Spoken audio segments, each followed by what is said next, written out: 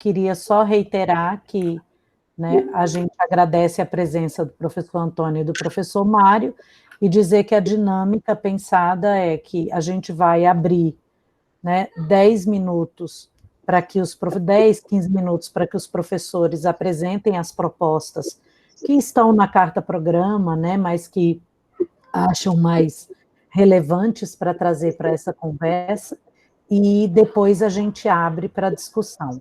Eu vou bloquear o chat por enquanto, para que a gente possa ouvi-los, e depois eu abro o chat para as interações, ok? Ok. Sejam muito bem-vindos, professores, e a palavra está com vocês. Ok. Primeiro, agradecer a oportunidade, né, de primeiro vê-los, ao menos vê-los, já que não temos tido a oportunidade de nos encontrarmos pessoalmente, né, devido à pandemia. E é sempre muito ruim chegar ao campus, né, e encontrá-lo vazio, né, na maioria das vezes que a gente tem vindo aqui, eu tenho vindo todos os dias, e é muito ruim ver o CFP vazio, principalmente os corredores que dão de frente à coordenação de história, porque são os lugares preferidos dos alunos, né? Fica cheio. Então, assim, eu acho que, inicialmente, a gente, numa apresentação rápida, e eu dispenso a minha apresentação, eu acho que isso, o professor Mário Mário Eduardo, que talvez seja necessário uma apresentação, mas, antes disso, eu gostaria de dizer por que essa candidatura aconteceu, né? Por que que Cajazeiras, o coletivo de Cajazeiras, né, de professores, de servidores e de alunos, decidiram colocar uma proposta de candidatura à reitoria, né? E é justamente baseado no que a gente vive aqui com relação a Campina Grande. E essa realidade, ela não é só nossa, né? Ela é da universidade como um todo, e ao contrário do que se pensava inicialmente, né, que era demandas dos centros fora de sede, nas escutas que estamos fazendo, nas conversas que estamos tendo com professores de todos os centros, nós vemos que, de fato, o barco está desgovernado, a universidade está parada, a universidade ela está saturada da gestão atual, né? E baseado muito na nossa experiência local de gestão, digamos assim, mais próxima de todos, né? Onde não há nenhum tipo de corte, de pouco investimento ou de desinteresse nas demandas de qualquer pessoa que vem aqui na gestão, que vem aqui à direção em busca de qualquer apoio, de qualquer resolução. Nós estamos sempre correndo atrás para resolver, e muitas vezes passando, não por cima, mas procurando um caminho alternativo à burocracia que já nos coloca, já é nos colocado pelo Serviço Público Federal, né? E na nossa instituição, a centralização das decisões é um fator muito preocupante, né, que nós não queremos que permaneçam por mais 4 anos. Então, baseado nisso, né, e como eu disse, nessa gestão que estamos tendo já há 2 mandatos, onde os números não mentem, nossos cursos melhoraram em avaliação, nós estamos perseguindo a excelência, né? Sabemos das dificuldades que são imensas, principalmente no campus que é o mais distante da sede, e isso pode parecer que é uma coisa pequena, mas não é, né? Basta a gente querer uma informação em Campina Grande e a gente sabe o que vamos ralar para ter essa informação.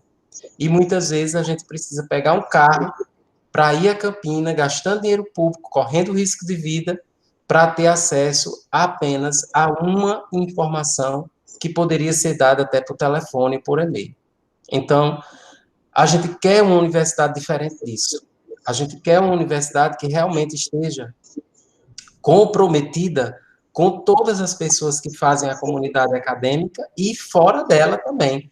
porque a universidade ela não está restrita a seus muros, né? Ela tem uma razão de existir, e a maior razão de existir é a transformação da sociedade, né? A gente serve à sociedade. É para isso que a gente está aqui. Então, a gente precisa conversar também com a sociedade e saber dela as suas necessidades, acompanhar as suas necessidades e, através da nossa contribuição como formadores, dar esse papel de protagonismo à nossa instituição, que está muito aquém do que ela pode fazer. Então, só para iniciar, eu vou passar a palavra para o professor Mário, para se apresentar, né? O professor Mário, ele é do campus sede da Engenharia Agrícola, e eu vou passar a palavra para ele, porque ele fala melhor sobre ele do que eu. Ok, obrigado, Antônio. É o seguinte, eu sou engenheiro agrônomo pela Universidade de Viçosa, tenho mestrado também lá na Universidade de Viçosa e tenho doutorado na Unicamp, em engenharia de alimentos. Eu já passei pela universidade, por vários cargos, né, da universidade, iniciando aí como coordenador por 2 vezes do curso, antigamente era Departamento de Engenharia Agrícola, né, hoje eu estou no Departamento de Engenharia de Alimentos. Né, a gente se separou porque a gente tinha eu fiz o doutorado em Engenharia de Alimentos e a gente viu um espaço na Engenharia de Alimentos para poder trabalhar com isso, né? Já que na minha área de engenharia agrícola eu trabalhava com processos, né, junto com o Delcio e na engenharia de processos, que é uma professora antiga, né, e já aposentada, e eu fui coordenador, né, na época eu cheguei aqui pela mão de Linaldo, Linaldo depois foi para o CNPq, e dentro do CNPq ele me chamou para lá, e daí nós criamos um núcleo de tecnologia em armazenagem que servia para atingir a região Nordeste. Foram fundados 5 núcleos de tecnologia e eu comandei esse núcleo por, mais ou menos alternativamente, por 10 anos. Depois eu fui coordenador geral de pesquisa e comandei os projetos de CT Infra, PIBIC, né, PIBIT e assim por diante. Todos esses projetos se fazia, inclusive, era o responsável por fazer todo ano a parte da apresentação, ou seja, do Congresso de Iniciação Científica. Durante esses projetos do CT Infra, a gente conseguiu colocar, né, no final da gestão de Thompson, a gente conseguiu só apresentar o que ele tinha para apresentar, eram os 14 laboratórios que a gente tinha conseguido junto ao CT Infra. Não que tivesse um alinhamento com Thompson politicamente, mas, na realidade, ele me chamou e disse assim, ó, eu sei que você contribui, você capta bastante recursos para a universidade, e eu gostaria de convidá-lo para fazer parte disso. Eu, como sou, acima de tudo, institucional, né, eu aceitei essa posição exatamente no sentido de contribuir com a universidade. E por todos os cargos que eu passei,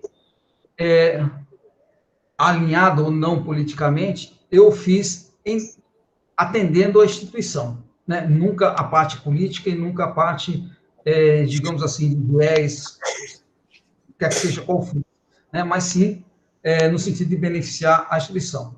E aí eu fui um pró-reitor substituto, porque Michel praticamente ficava muito tempo afastado, e eu tinha que assinar vários documentos por ele, e isso me comprometia muito, porque eu tinha que assinar por ele, e na realidade eu não tinha essa autoridade. Então, Thompson me nomeou como pró-reitor substituto de pós-graduação, e eu fui durante um determinado tempo, durante esses 3 anos subsequentes da administração, eu, na realidade, atuei como pró-reitor, aí apagando e colocando em evidência a pós-graduação. Bom, eu tenho um laboratório, hoje eu comando sou coordenador do programa de pós-graduação em engenharia e gestão de recursos naturais, que é o único programa que atende tanto a engenharia quanto a parte de ciências humanas, né? São os dois, engenharia e gestão. É uma coisa inédita na universidade, e eu procurei inovar durante esse período algumas coisas que faltavam à universidade. Nós tínhamos entrada de 30 pessoas durante um ano para atender as demandas externas, mas eu fiz com que existissem adicionalmente 20 vagas para atender os servidores da instituição, ou seja, quem fosse tanto da engenharia ou quem fosse tanto da parte de ciências humanas poderia se capacitar, né, e esse foi o objetivo, capacitação interna da instituição, né, que eu acho que é importante que o servidor, tanto o professor, que não pode sair, às vezes que não pode se deslocar, pudesse ter sua qualificação. Acho que o importante é dizer, e por que isso motivou, é que nós temos em torno de 1.580 professores, né? Nós temos 900 doutores, né? Ou seja, existe ainda uma demanda muito grande para a qualificação de pessoal, e mesmo dos 900 doutores, só 400 estão integrados à pós-graduação, ou seja, nós temos que ainda motivar, né, novas pós-graduações. Eu entendo que a pós-graduação na nossa universidade tem um pouco de déficit de atenção, né? De atenção por parte da pró-reitoria, porque é difícil você, por exemplo, no ano retrasado, nós mandamos o projeto de pós-graduação da engenharia de alimentos com mais 14 outros programas, né? Só o nosso foi aprovado. Por quê? Porque a gente já tinha experiência, eu já tinha fundado a pós-graduação em engenharia agrícola, já tinha fundado outras pós-graduações, inclusive a de engenharia de processos, junto com o Delcio. Então, a gente já tinha uma experiência, não que a pró-reitoria tivesse, digamos assim, nos ajudado em qualquer coisa, né?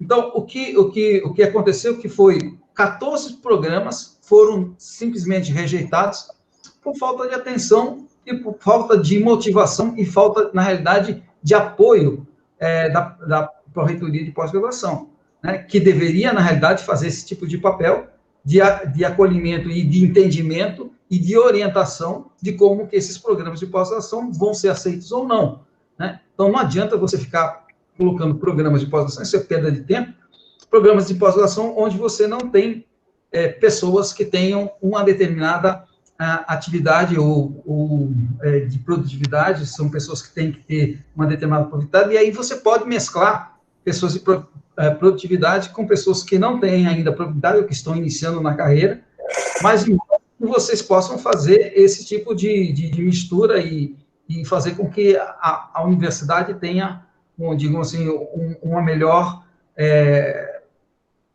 performance, né, do sistema. Então, eu deixo aí para Antônio. A única coisa que eu me orgulho aí e que eu falo sempre, né, Antônio, acho que está cansado de saber, né, é que dentro desse trabalho todinho que eu faço, né, eu nunca deixei de dar aula e nunca deixei de fazer os meus trabalhos de pós-graduação, com todas as atividades que eu tive, né. Então, hoje eu tenho 92 teses, 2 dissertações de mestrado, antes era tese de doutorado, tem alguns que são tese são tese de mestrado, né, e depois é que virou dissertação, então são 92 dissertações e 44 doutorados eu tenho de orientação.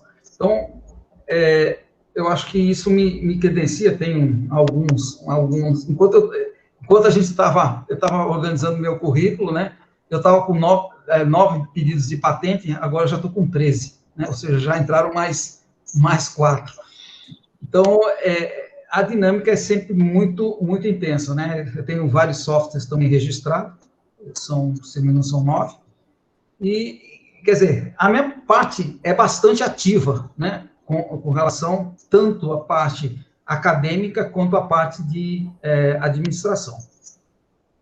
E por isso que a gente se juntou, né, Antônio? Acho que eu cheguei em Antônio uma capacidade muito grande de articulação, né, de comprometimento, porque isso daí é que a gente tem que estar olhando, né, os alunos principalmente tem que estar olhando, digamos assim, quem fala a verdade e seu histórico, porque o que vai aparecer de pessoa mentindo para vocês é uma coisa que eu fico, às vezes, estarrecido, né? Como as pessoas têm a capacidade de mentir na cara dos outros, né?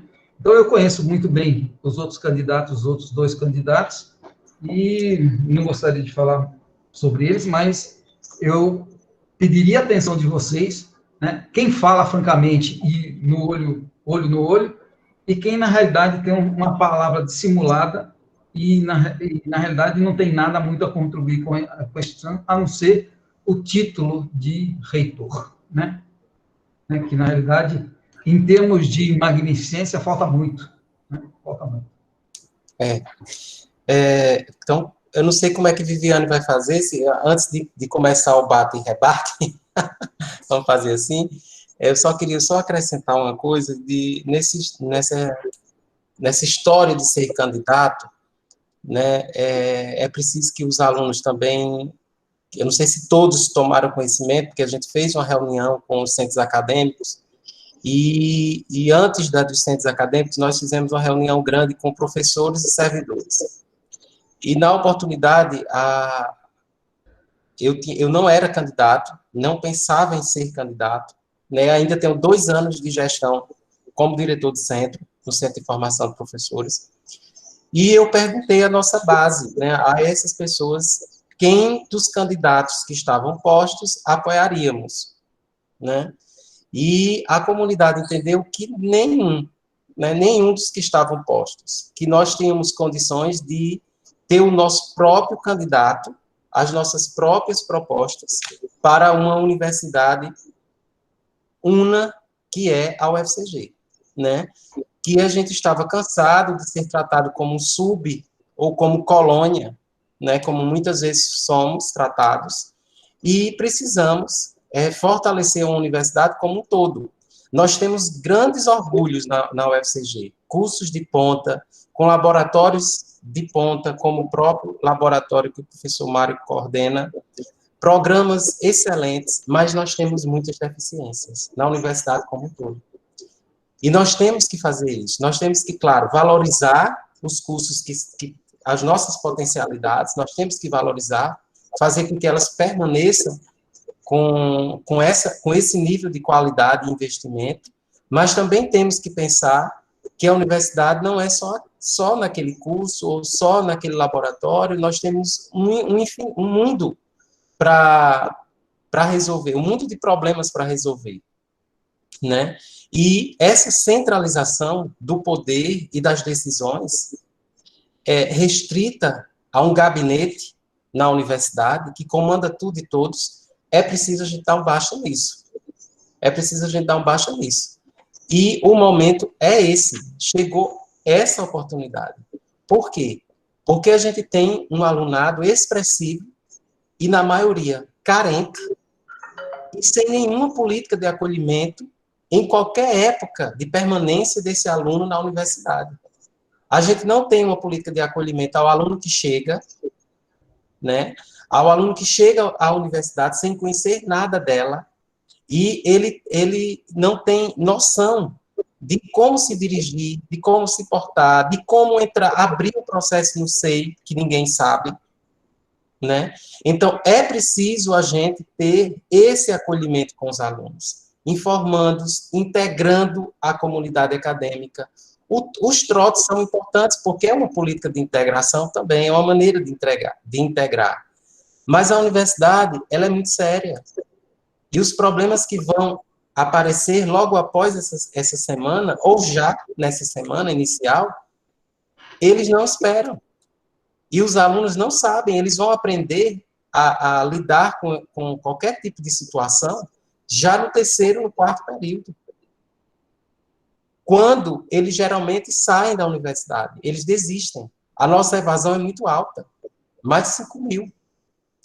Então, a gente tem que corrigir isso, com políticas de acolhimento a esse aluno que está chegando, com políticas de acolhimento ao aluno que está saindo da universidade também, porque a inserção desse aluno no mercado de trabalho, ela tem que ser trabalhada dentro da instituição, porque depois, qual é o papel da universidade? Então, a gente tem que inserir esse aluno no mercado de trabalho, sim, com parcerias com instituições públicas e privadas, remuneradas ou não, estágios remunerados ou não, sempre que possível, claro. Claro que a gente vai trabalhar para isso. mas quando não for, que pelo menos uma oportunidade de estágio, de vivência, de amadurecimento da profissão que os alunos escolheram, isso deve ser estimulado. E isso é papel da reitoria. Isso sim é papel da reitoria. E não distribuir ar-condicionado ou computador para as pessoas que vão procurar o reitor. Isso não entra, nem na direção é assim. Né? A gente, no máximo, acolhe os pedidos e manda para a prefeitura para ela organizar. Para a subprefeitura para ela organizar. Então, isso não é papel de um reitor. A gente precisa ter política de acolhimento também para o aluno que está entre uma fase e outra. Quer dizer, nem está entrando, nem está saindo. Mas possivelmente está pensando em desistir. Porque é nessa fase que os cursos nas suas grades curriculares, elas arrocham mesmo o aluno. O conteúdo é maior, né? Vai ficando mais difícil, mais complexo. E aí a gente tem que manter esse aluno, o interesse desse aluno pela instituição e pelo curso que ele abraçou, que ele escolheu. Como professor? Com políticas de integração. Com estímulo à cultura, a lazer. Eu fico muito triste quando eu chego em Campina Grande e vejo aquele monte de piscina, aquelas quadras, aquelas coisas que tem lá e que não tem aqui, não tem nenhum campus fora de sede. Professor, mas isso é luxo, será? Será que é luxo? As práticas, nós só temos um ginásio. É a única coisa que a gente tem aqui de esporte. Imagine se a gente tivesse outras coisas. Né? Não há estímulo à interação entre os cursos. Nós temos vários cursos de história na instituição. Vocês conhecem a realidade dos outros? Não conhecem. E nem os outros a nossa realidade. Então, isso está faltando na universidade. Uma universidade que caminhe junto, todo mundo caminhe junto. E faça a gestão acontecer juntos. Por isso que a gente está propondo lá na nossa carta-programa um orçamento democrático, quer dizer, um orçamento participativo, discutido, campo a campo. Os campos precisam decidir o que vão gastar. Os centros precisam decidir com o que vão gastar aquele dinheiro que é vindo. E que é nosso, é do centro, não é do reitor. É do centro, é dos alunos. É, inclusive, baseado na entrada de alunos e na permanência deles nos cursos, é que vem a verba para os centros. Então, a gente precisa discutir melhor com o que gastar, para a gente não gastar à toa. Para a gente não fazer um prédio, como foi feito de Prática Docente 1, sem internet, sem acesso à água. À água. A água. E isso, nós sendo expert em engenharia, nas mais diversas. Engenharia da informática, engenharia da computação, engenharia civil, arquitetura. São cursos top da universidade. E cadê a participação desses cursos nos nossos projetos, nas nossas edificações?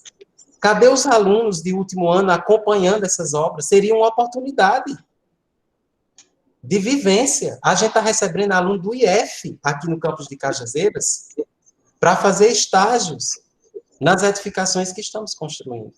Mas nós não temos alunos nossos. Nós não temos.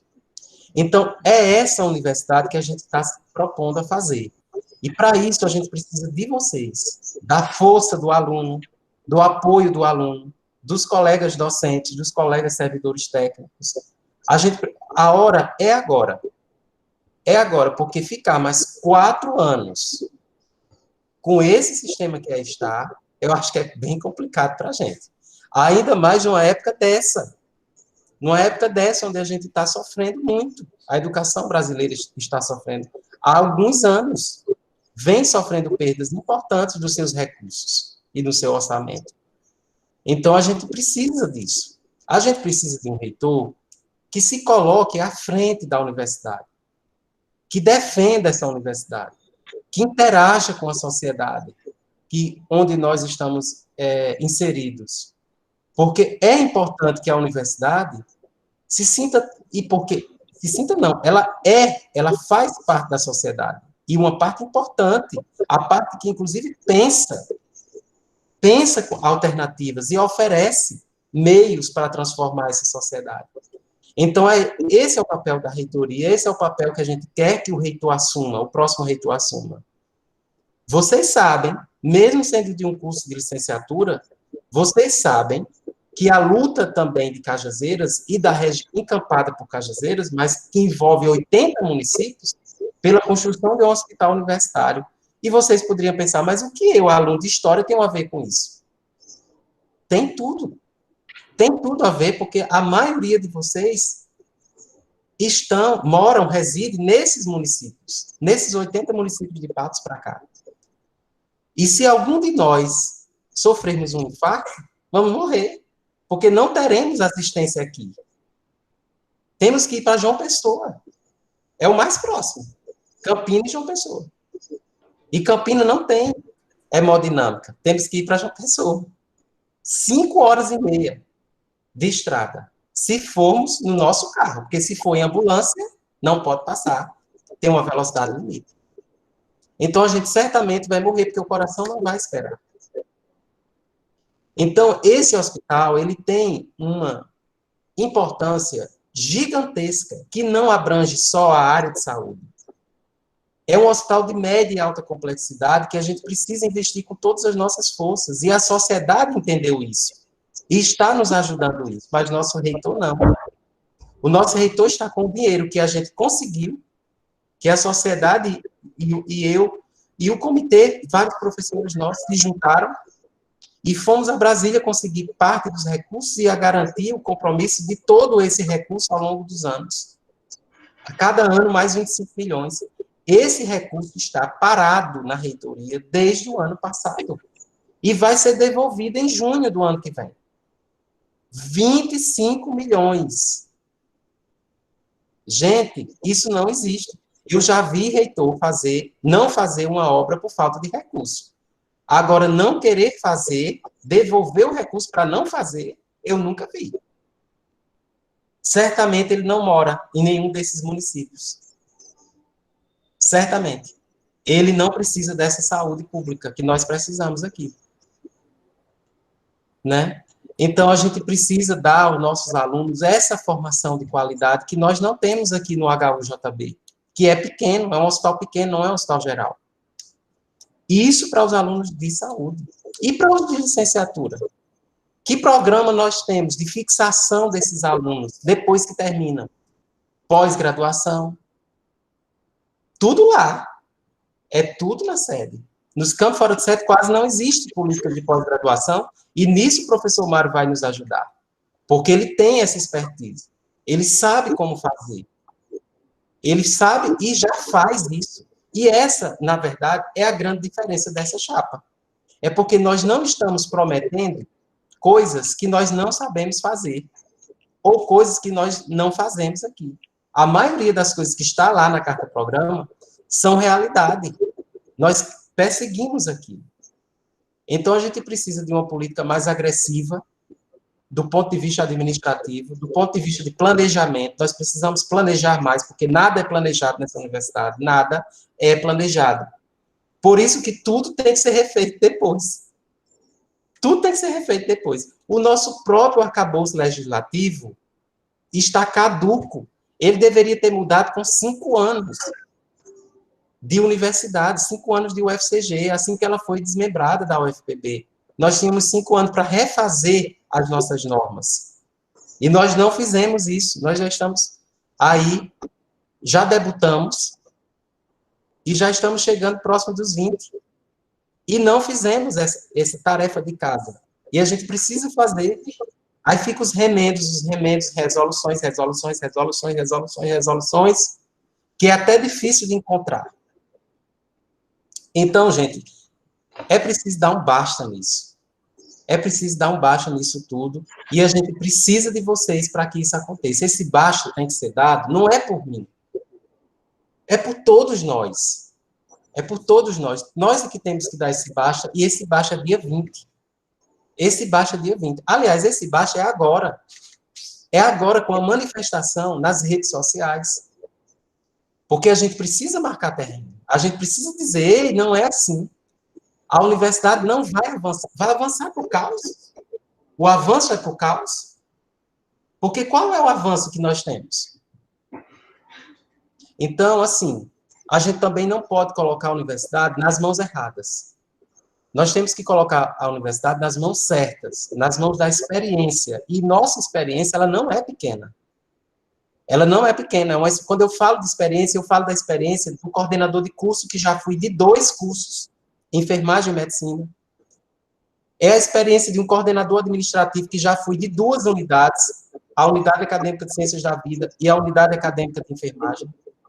É a experiência de um diretor de hospital, escola, que nós fomos, na gestão do professor Cesário Osmar, durante essa gestão, 2009, 2010. Aliás, antes da gestão e depois pegou ainda 2 anos da gestão. É a experiência de 2 mandatos de direção do centro. Quer dizer, nós vivenciamos cada parte dessa universidade, cada órgão dessa universidade.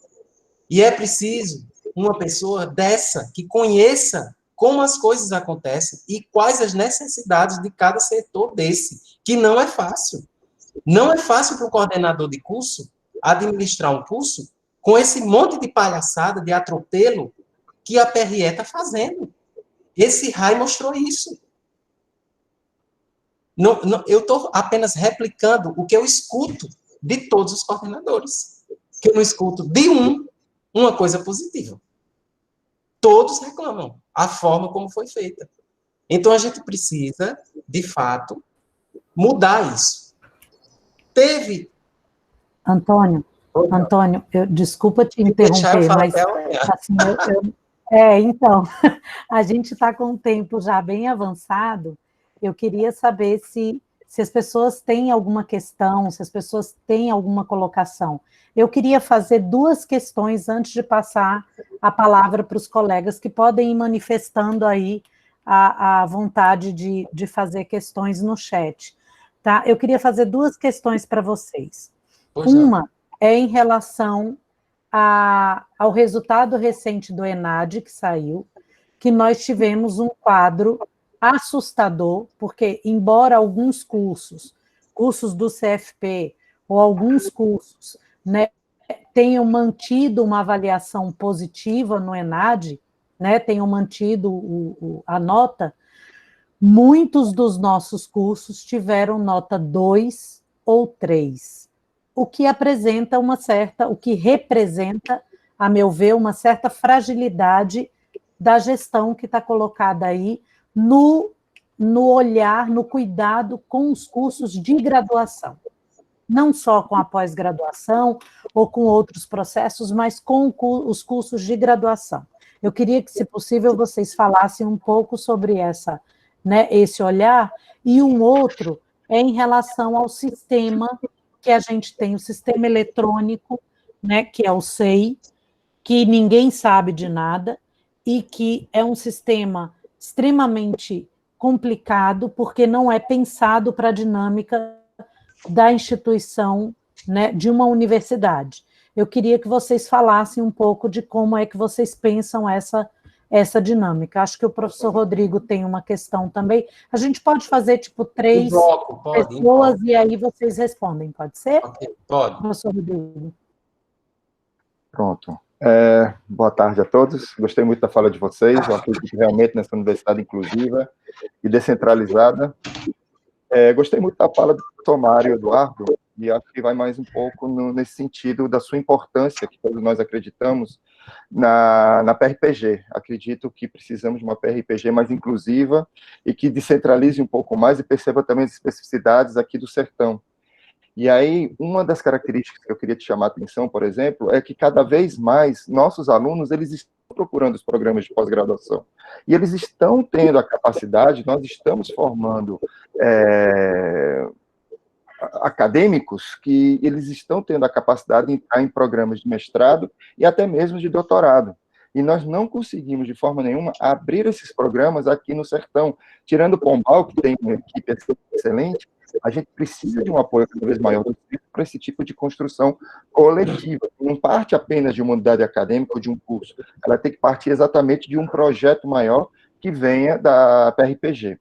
Só para você ter um exemplo, a professora Viviane, a partir do seu pós-doutorado nos Estados Unidos, ela conseguiu firmar uma parceria com uma universidade do Texas, na qual a UFCG, alegando a falta de recursos, negou. Como é que nós podemos negar a nossos alunos aqui do Sertão e até mesmo de Campina Grande, do curso de História, professores que possam vir, professores visitantes, que possam vir dos Estados Unidos apresentar seus projetos, seus programas, sua própria experiência, aproximar um pouco mais nossos alunos a uma realidade que ela existe, que parece tão distante, mas ela não está, e ao mesmo tempo termos a possibilidade de levar nossos alunos e nossos colegas professores também para essas universidades. Esses intercâmbios, eles são importantíssimos. Só para você ter uma ideia, o professor Osmar organizou, junto com a coordenação de História, um programa Lato Sensu, há meses, e ainda estamos esperando a homologação desse programa. E os alunos estão querendo fazer essa especialização. Poxa, que tipo de organização, que tipo de PRPG é essa que estamos esperando avançar e que está estagnada? Eu queria saber um pouco mais de ti, qual é esse projeto de internacionalização e de maior agilidade das propostas de construção de programas de pós-graduação. Tá ótimo. Eu vou começar a responder e depois Mário complementa e a gente vai conversando. Bom, com relação à primeira pergunta, é vergonhoso, Viviane, é triste. Eu fiquei triste quando eu vi o resultado do ENAD, porque dos nossos 26 cursos, apenas um tirou nota 5, o de enfermagem. E os demais, 4, inclusive 3, 2, a gente teve 2 cursos com nota 2. Então, alguma coisa está errada. E, enquanto que a gente teve a Universidade de Lavras, por exemplo, com 12 cursos avaliados, 11 tiraram nota máxima, nota 5, dos 12. Compara aí a Universidade de Lavras com a UFCG. Então, isso é triste. Isso é triste. Eu acho que só esse dado já te responde, né, Viviane? Então, não há uma política de apoio aos cursos de graduação. Não há. Não há sequer uma CPA, que é uma coisa que conta nas avaliações dos cursos. A gente perde toda vez ponto, porque não tem a CPA. Vem o avaliador, vem o procurador institucional representando uma CPA que não existe. Não existe. O reitor não consegue formar uma comissão própria de avaliação. Por quê? Então, fica a pergunta no ar. Com relação ao ENAD, ao SEI, isso aí, Mário, pode falar bem, a gente já tem aí a ideia, a intenção, né, de trazer o CIGAR para a gente, porque isso, inclusive, para nós servidores, para nós professores, a gente vai se ver livre de uma coisa que a gente reclama muito, que são os processos de progressão funcional, onde a gente tem que sair juntando documento, enquanto que isso poderia, pelo CIGAR, ser feito automaticamente, a partir da alimentação das coisas que a gente vai fazendo ao longo dos 2 anos de interstício. E aí a gente precisa de uma universidade assim, que se preocupe com isso também. Professor Mário. Sim, olha, o que está acontecendo com a nossa universidade, exatamente por conta desse descaso da atual reitoria, e eu fico preocupado pelo seguinte, um dos professores da física me chamou e disse, professor, eu queria que você apresentasse a sua chapa para o nosso programa, porque eu não estou entendendo, eu venho de fora, estou vindo da Universidade Federal de Pernambuco, sou atualmente o coordenador, e eu não entendo porque todo mundo fala que essa administração é ruim, e no final das contas eles vão e votam nessa mesma chapa. Ou seja, votam em Vicemar. Meus amigos, pensem bem, nós estamos há 16 anos com a mesma família dentro da universidade. Não é brincadeira, não. Nós estamos deixando que um clã, né, se instale na instituição e venha quem vier, só está degradando a instituição. né? Quer dizer, a renovação, ela é salutar, ela tem que existir. Né? Agora, não pode existir por pessoas oportunistas. Eu acho que é isso que eu quero botar na cabeça de vocês, e gostaria que vocês compreendessem isso, que existem pessoas que não falam da universidade por conhecê-las e por querer fazer bem, mas tem um projeto pessoal. O meu projeto não é pessoal, mesmo porque eu já tenho 41 anos de universidade, o que eu tinha que fazer eu já fiz. Né? Eu, com a minha experiência, eu quero contribuir para a instituição no sentido de que ela saia desse marasmo que existe na atualidade. Olha, nós estamos jogando, nós caímos 6 posições no Nordeste. No Nordeste. Né? Significa que nós estamos nós somos 9 estados e nós caímos 6 posições. É lógico que dentro do Nordeste tem mais de uma universidade federal, como nós temos aqui 2. Né? Em outros estados também tem mais de uma universidade federal. Mas, veja, nós estamos em 6º lugar no Nordeste de 9, mesmo que tenha 2 por estado, 18, nós estamos ou seja, digamos, como é que nós caímos tanto? Né? Quer dizer, alguém tem que assumir essa diferenciação, né? E dizer assim, basta, chega, né? Vamos fazer alguma coisa que, na realidade, nos coloque onde nós deveríamos estar. Né? Se nós nos separamos da Universidade Federal da Paraíba, não foi para regredir, né? O protagonismo era para dizer que nós poderíamos ser melhor, e não está acontecendo isso. Né? Isso que é a verdade. Olha, nós temos um conceito de engenharia da informação, engenharia de computação, dentro da universidade, com conceito 5 no ENAD, e na pós-graduação, conceito 6, e nós temos o SEI, nós temos o SCAPUS, nós temos coisa que nenhum conversa com ninguém, né? Ou seja, isso não faz o menor sentido. Nós temos que pegar e nos apropriarmos do SIGA-A e conversar com o pessoal do Rio Grande do Norte, colocar isso para funcionar, porque quando você coloca o SIGA-A, significa que você tem o seu histórico à sua disposição, né? E o histórico de outras associações, ou de departamentos, ou um monte de informação que você queira, você está à sua disposição. É um banco de dados, você só faz acessá-los, né?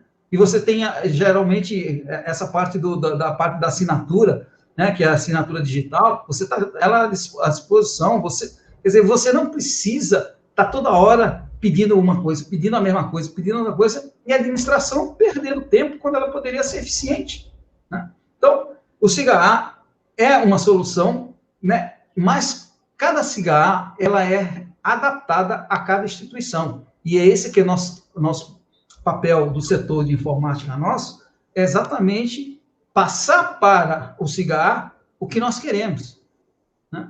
E aí nós temos, digamos assim, nós teríamos uma universidade informatizada e também, além de estar descentralizada, informatizada, nós teríamos exatamente uma comunicação pertinente.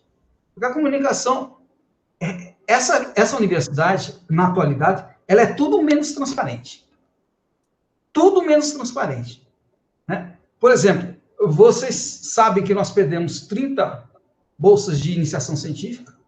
De iniciação científica, não, de PIBIT. Né? Nós somos a 2ª universidade no ano passado que emitiu mais patentes, solicitou mais patentes, né? Que é o PIBIT, né? Que está ligado aos programas de inovação. O nosso algoz lá de Barose, né? Que fala um monte de besteira, ele é tão incompetente que não conseguiu nem mandar para o CNPq o pedido da universidade e perdeu as 30 bolsas. Quem vai arcar com isso? A instituição, simplesmente para cobrir a incompetência do Barose. É nesse nível que nós estamos. Né? Bom, com relação à pós-graduação, gente, não existe muito mistério. Né?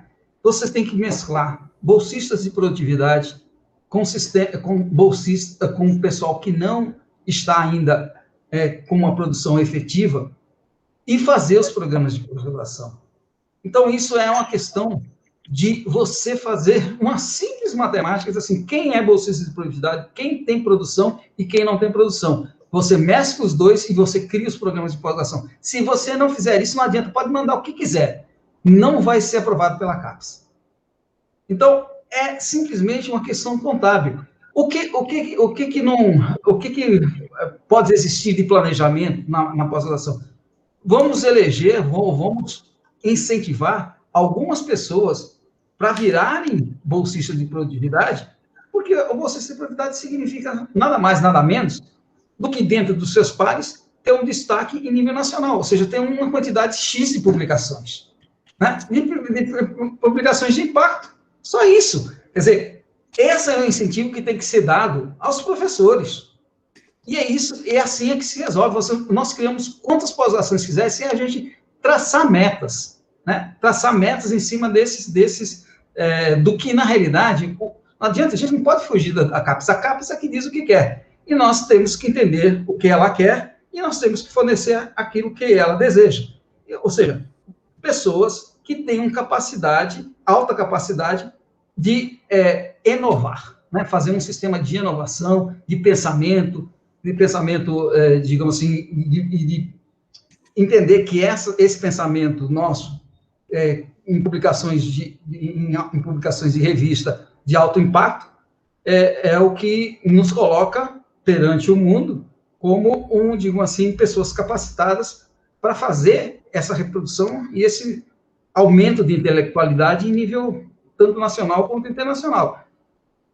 O que é importante isso?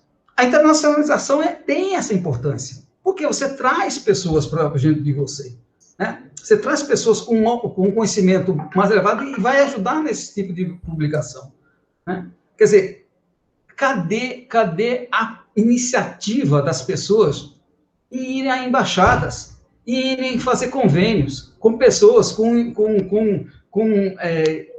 tem N programas de financiamento nos países como Alemanha, Suíça, Bélgica, Portugal, o diabo.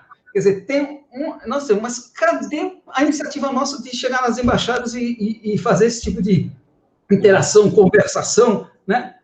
Não existe, né? Quando eu cheguei aqui nessa universidade de 79, aqui só se tinha...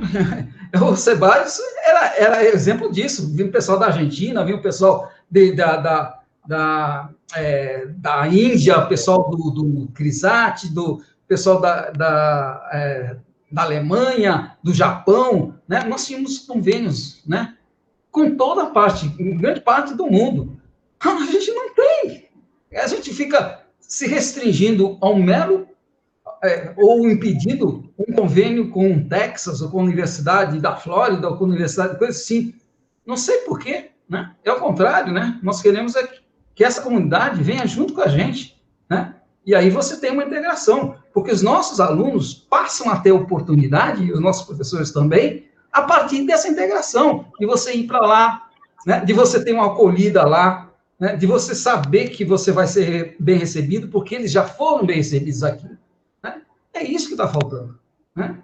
Agora, a universidade parada do jeito que está, e sem pensamento, e sem liderança, e sem saber o que fica no arrozinho com feijão, né? Fazendo contabilidade de quantos computadores ou quantas eu vou entregar para satisfazer os professores, e fazendo essa compra de voto, eu acho que isso não é o caminho para nós. E eu acho importante, no final, a participação dos estudantes em massa, né? Às vezes eles ficam, digamos assim, inibidos, e dizem assim, não, nosso voto não tem tanta importância, é só 15% e tal, não sei o quê. Não, 15% é muito importante, ele é diferencial, ele faz a diferença em qualquer nível que você queira colocar, né? Os 15% dos estudantes, né? E eu vejo aí, por exemplo, eu passei para o Antônio, nós tínhamos, o CFP é um dos maiores colégios que tem em termos de estudantes, são 2.300 alunos, né? mais 1.700 deixaram de votar na eleição passada. Então, eu quero incentivar, eu quero que vocês incentivem que esses alunos, eu quero 90% desses alunos indo para as urnas dizendo, nós não queremos mais isso. Desculpa. É mais de 3 mil, professor. Quando a gente soma esses 2.700 da graduação com os da ETESC, né, que tem quase 400 alunos, mais de 400 alunos, e os alunos de pós-graduação. Então, a gente tem um universo aqui no CFP de mais de 3 mil alunos. Então, imagine aí esse universo votando na chapa 1. É um voto de protesto, mas é um voto, acima de tudo, consciente de que não dá mais para continuar com a universidade como ela está. Muito bom. O aluno José Valber quer fazer uma pergunta. Valber? Valber? Ai. Boa tarde, pessoal. Posso falar? Pode, Valber. Então, boa tarde a todos e a todas. Para quem não me conhece, eu sou José Valber, sou do curso de História e sou residente. Convivo na residência universitária masculina, a qual eu faço parte, sou integrante como um vice-presidente da casa. E, diante disso, desse cargo que a gente compõe ali, naquele ambiente, a gente está por dentro dos problemas que acontecem naquele ambiente. Assim como a gente também tem uma certa proximidade com a assistência estudantil. Sempre os problemas que surgem, as demandas que é necessária, melhoria para a residência e tudo mais, a gente está encarregado por isso. Então, eu gostaria de ouvir as perspectivas de vocês acerca de melhorias para as assistências sociais. Eu falo as assistências porque eu, por alto, segundo alunos de cursos, a gente vê que problemas que surgem em residência universitária, RU e outros programas que são da assistência estudantil, permeiam como um todo em todas as universidades. Então, eu tenho conhecimento do CFP, sou aluno do campus, né? E eu faço essa pergunta porque eu sou contemplado com os programas da assistência estudantil, que é a residência e o restaurante universitário. E eu vejo que a gente não tem uma assistência estudantil, digamos assim, de qualidade. Pouco a assistência estudantil se preocupa com a gente. Então, isso é coisa que a gente deveria ver, deveria ter mais conhecimento com esse problema. A residência ela é um ambiente composto apenas por 56 alunos e a gente vê que muitos e muitos alunos precisam de um lugar ali. Ou seja, aquilo deveria ser um lugar que ser uma quantidade maior de alunos, porque muitos precisam daquilo. A gente tem um RU, nosso RU é de qualidade, confirmo. Poucas pessoas. A gente tem uma grande quantidade de alunos que têm acesso a refeições no RU, mas deveria ter mais alunos. Assim como a gente vê os problemas que a assistência estudantil, digamos, nos propõe. Porque coisas que seriam pormenores, coisas que seriam fáceis de ser resolvidas e resolverem, a gente tem uma problemática para que isso seja resolvido. Então, problemas como esse, diante de uma reitoria, a PRAC, juntamente com esses órgãos que regem a assistência estudantil, deveriam mais ter preocupação com isso. Aí eu gostaria de ouvir os senhores acerca dessas perspectivas que vocês têm, se caso alcançarem o cargo de reitores. Obrigado. Antônio, só antes de vocês responderem, eu queria dizer aos presentes que a gente só vai ter a presença do professor Antônio e do professor Mário até às 16h15. Então, que vocês coloquem as questões no chat, ou sejam breves nas colocações para a gente aproveitar ao máximo esse tempo com eles, ok? Pode responder, Antônio. Ok. A gente tem uma preocupação, Valber, muito grande com assistência estudantil, né? E nada melhor do que os próprios estudantes para dizer para a gente o que falta, né? O que falta e o que a gente puder podia fazer por eles. Então, a carta-programa nossa, ela foi feita pelos próprios estudantes, né? A gente formou grupos de trabalho, GTs, e a participação dos estudantes e dos centros acadêmicos foi muito importante na confecção dessas propostas, né? E aí a gente pensa desde uma política de descontos, né, porque a gente entende que a assistência estudantil ela pode ser estendida dos programas que a gente já tem, melhorando esses programas, porque, como você mesmo diz, muitos deles são ineficientes, né, e a gente precisa dar eficiência e eficácia, né, Viviane, a tudo que a gente faz, né, e abrindo mais vagas nas residências, construindo mais residências, porque a gente tem um alunado muito carente. Aqui a gente não só tem as residências que a gente tem, não dão conta de tanto aluno que precisa disso para ter acesso à educação. A gente acaba alugando prédios na cidade para dar acesso a nossos estudantes, né? E a gente esbarra em muita burocracia da PRAC. Muita coisa a gente podia resolver e não consegue resolver porque quem manda, né, na assistência estudantil da universidade, quem dita as regras é a PRAC, né, que poucas vezes veio ao nosso centro. Pouquíssimas vezes a pró-reitora da PRAC veio ao nosso centro. Né, eu acredito que 3 vezes em 4 anos. Né? Quer dizer, é menos de uma vez ao ano. Então, a gente tem que corrigir essas distorções. A gente está propondo a política. Quando eu fui aluno, eu sei muito bem o que representa chegar ao final do mês e não ter dinheiro para comprar um pão na padaria.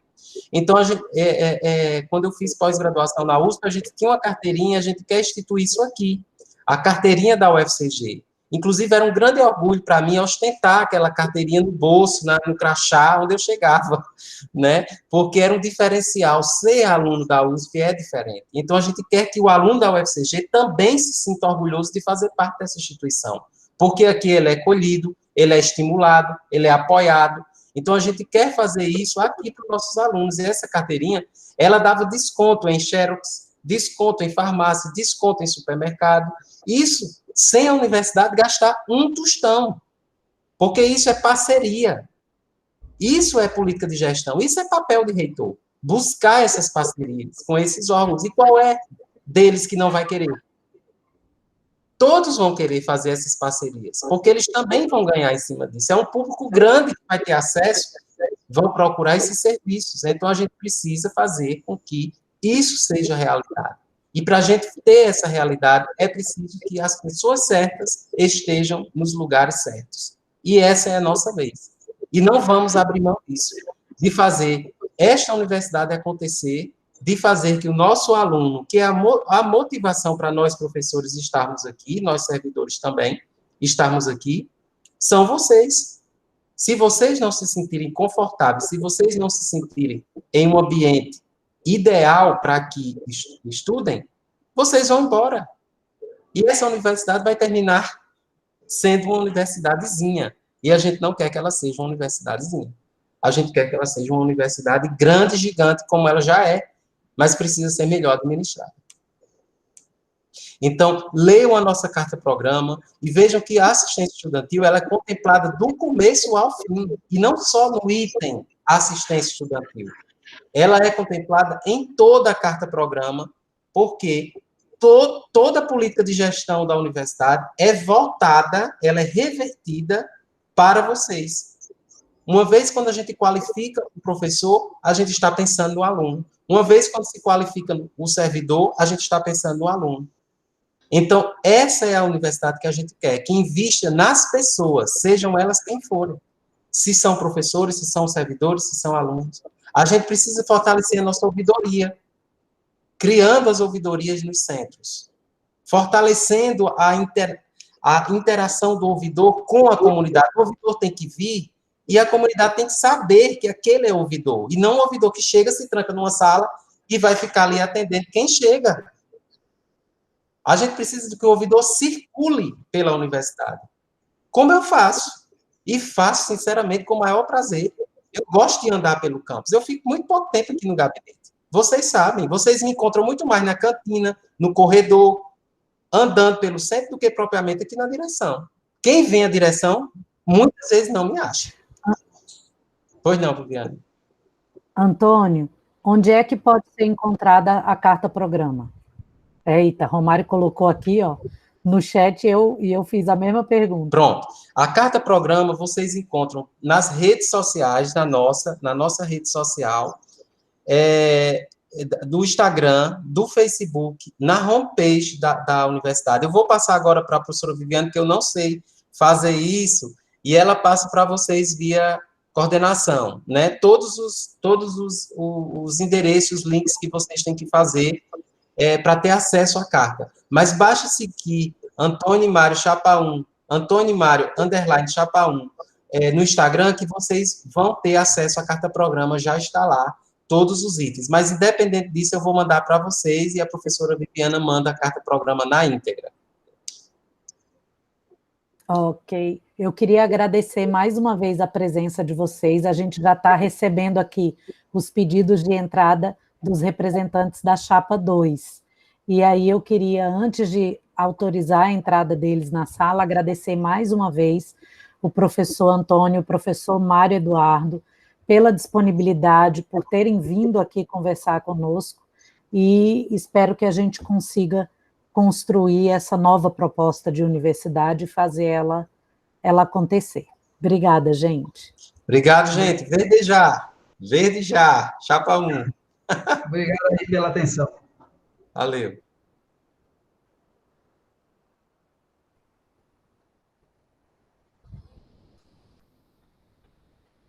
Você vai gravar tudo, não é melhor parar a gravação? Não, eu vou parar agora.